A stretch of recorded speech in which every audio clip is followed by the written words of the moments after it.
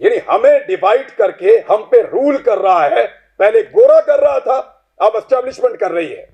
एतबार करें हमारे ऊपर कीड़े मकोड़ों पे, हम गद्दारों को ये मुल्क चलाने दो।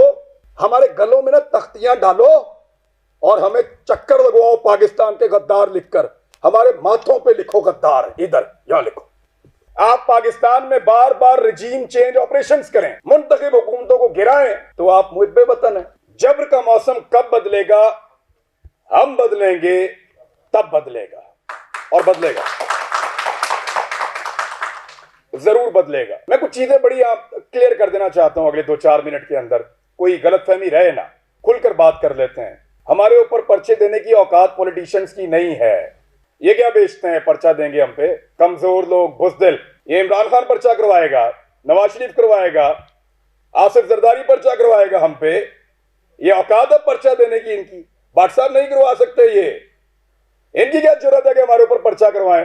पर्चा मेरे पे हो या मीर शकील पे हो, अरशद शरीफ पे हो या साबिर शाकिर पे हो, समी भाई पे हो या भट्ट साहब आपके ऊपर हो या जमीर भाई आपके ऊपर हो, ये नहीं करवा सकते पर्चा। ये जो पर्चा हमारे ऊपर होता है ना, बगावत का, गद्दारी का, इसके कॉपीराइट ही नहीं है पॉलिटिशियंस के पास। हर चीज के कॉपीराइट्स होते हैं ना। ये जो रियासत से बगावत का और गद्दारी का मुकदमा है, इसके कॉपीराइट इन सियासतदानों के पास नहीं है, वो इनके अब्बा जी के पास हैं, पाकिस्तान की एस्टेब्लिशमेंट के पास हैं कॉपीराइट्स। गद्दारी का पर्चा, बगावत का पर्चा, वो हम पे करवाएंगे। दुनिया के किसी मुल्क में ये पर्चे नहीं हो रहे, क्योंकि सब मुल्कों को इस बात का यकीन है कि उस मुल्क में रहने वाले शहरी उस मुल्क के वफादार हैं। सिर्फ पाकिस्तान के अंदर एस्टेब्लिशमेंट को इस बात का शक अभी बाकी है कि यहां पे गद्दार भी हैं और बागी भी। क्यों शक करते हो? क्या मसला है आपका? ये कहना चाहिए, वो नहीं कहना चाहिए, सवाल ही तो पूछते हैं। हम करते क्या है? यानी अजीबो गरीब किस्म के स्टैंडर्ड्स पाकिस्तान में बनाए हुए हैं। मैं कुछ चीजें आपके सामने रख देता हूं, पाकिस्तान की एस्टेब्लिशमेंट से खुली खुली मैं सामने बात कर देता हूं। आप गैरों की जंग में हमें धकेल दें तो आप मुहिब्बे वतन हैं, और हम आपसे ये पूछें कि इतने सारे बंदे क्यों मारे जा रहे हैं, तो हम गद्दार भी हैं और बागी भी। आप बंद कमरों के अंदर फैसले करें इस मुल्क के 22 करोड़ अवाम के, तो आप मुहिब्बे वतन हैं। हम आपसे पूछें कि उन फैसलों के नताइज पे नजर देखिए, बताएं कि ये हालात क्यों हुए, तो हम गद्दार हैं। आप पाकिस्तान में बार बार रिजीम चेंज ऑपरेशंस करें, मुंतखब हुकूमतों को गिराएं, तो आप मुहिब्बे वतन हैं। हम आपसे पूछें कि ये क्यों किया, तो हम गद्दार भी हैं और हम बागी भी हैं। आप वजीर आजमों के इंटरव्यूज करें और फैसला करें कि इसको बनाना है और इसको नहीं बनाना, तो आप मुहिब्बे वतन हैं। और हम जब ये कहें कि जनाब अवाम का फैसला होना चाहिए, ये 22 करोड़ लोग हैं, कीड़े मकोड़े नहीं हैं, तो हम गद्दार भी हैं और हम बागी भी हैं।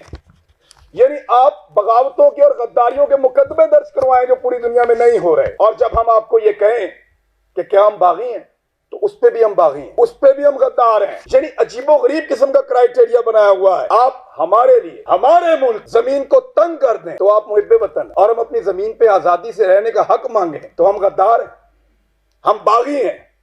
आप खुदा ना खास्ता कभी हार भी जाएं, तो आप मुहिब्बे वतन हैं। और हम आपसे पूछें कि हुजूरे वाला ये क्या हुआ था, तो हम गद्दार हैं, हम बागी हैं।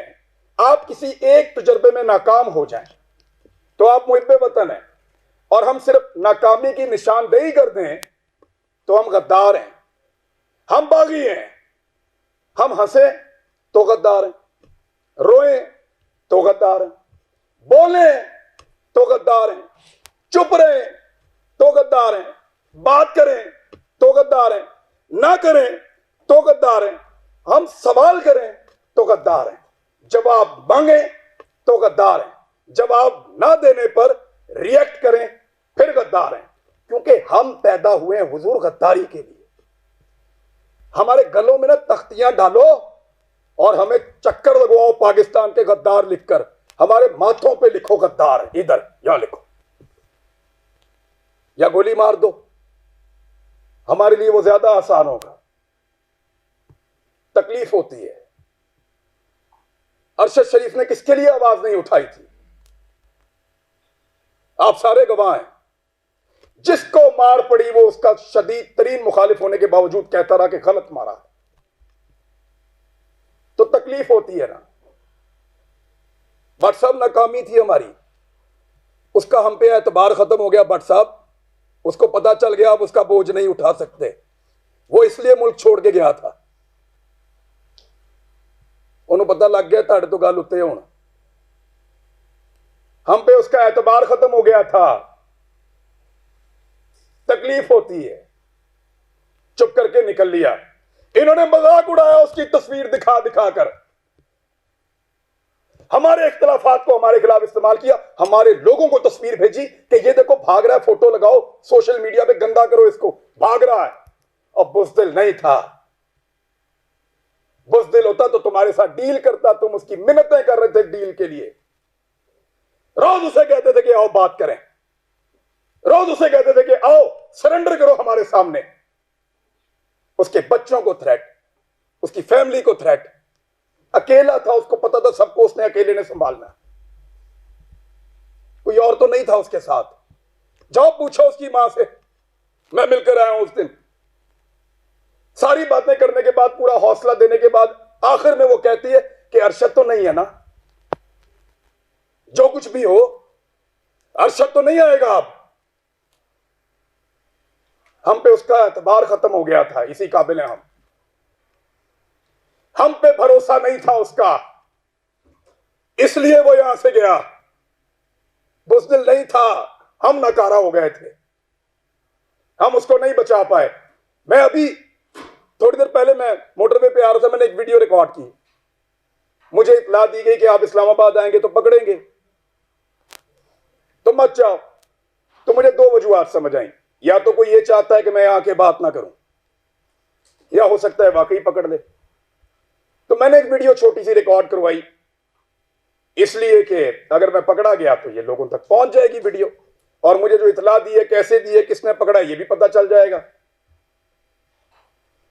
मैंने अपने बच्चों से भी माफी मांगी। मैं एक साल में उनको कोई किसी एक मौके पर भी जो मैं उनके साथ टाइम गुजारा करता था, मुझे वो मौका ही नहीं मिला। मैंने उसी वीडियो में उनसे माफी मांगी कि बेटा सॉरी, बाबा फिर लेट हो गए, लेकिन वादा आपसे पूरा करेंगे। लेकिन आपको पता मेरे दिमाग में वाइट चीज क्या चल रही थी? मेरा भी आप सबसे एतबार खत्म हो गया। आखिर में मेरे दिमाग में यह आ रहा था कि अरशद नहीं है, बोलेगा कौन? वही था सबको इकट्ठा करके वहां अदालत में पहुंच गया था। क्यों पकड़ा उसको? हौसला देता था, डट कर खड़ा था, हर जगह उसने आवाज उठाई और पूरी कोशिश की उसने कि यह मुश्किल वक्त गुजर जाए। अभी मैं इस यकीन के साथ अंदर जाऊंगा कि अरशद पीछे नहीं खड़ा हुआ। अब सिर्फ ये एक कमी मुझे महसूस हुई है, वो इस कमी के साथ पाकिस्तान छोड़ गया था। वो तकलीफ मैंने आज पहली मर्तबा महसूस की है कि जब वो ये मुल्क छोड़कर जा रहा था तो वो कितना बेबस था, और उसका हमने मजाक उड़ाया कि फलां फ्लाइट से निकल गया, इस तरह निकल गया, इस तरह भाग लिया। उसने मुझे फोन पे बताया, इमरान तुझे पता है मैं कैमरे में जानबूझकर मुस्कुरा रहा था, वो इसलिए कि मुझे पता था ये मेरा मजाक उड़ाएंगे। मजाक उड़ाते हो यार, पहले जमीन तंग करते हो, फिर कोई यहां से चला जाए तो उसका मजाक उड़ाते हो। क्या बंदूक लेकर तुम्हारे गले पड़ जाए? वो भाई बोलने का काम है उसका, साफी है वो अपनी साफत से टक्कर दे रहा था, देता रहेगा, शहीद है, तुम्हारे लिए निशाने इबरत बनेगा वो। मैंने पहले कहा था, आज फिर कह रहा हूं कि तुम्हें सिर्फ मारना आता है, हमें और बहुत कुछ आता है, और वो हम इंशाल्लाह करके दिखाएंगे। सिर्फ हमें मारना नहीं आता।